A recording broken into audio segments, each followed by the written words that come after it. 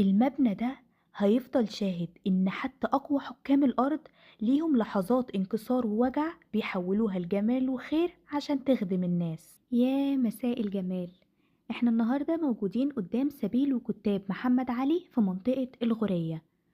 عايزة أقولكوا إن السبيل والكتاب ده مش مجرد مكان الناس كانت بتشرب منه أو الأطفال اليتامى كانوا بيتعلموا فيه بالمجان، دي قصة حب أب لابنه، وقصة ملك قرر يحول دموعه لصدقة جارية لروح ابنه. في سنة 1816 مات توسن باشا ابن محمد علي باشا المفضل، وعشان يبرد قلبه على فراق ابنه قرر يبني السبيل والكتاب ده سنة 1820.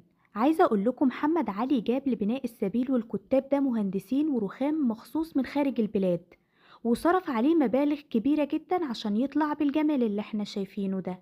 تابعوني عشان نكتشف سوا أسرار وتاريخ المحروسة اللي ما بيخلص. ودائما وأبدا حلوة يا بلدي وناس بلدي.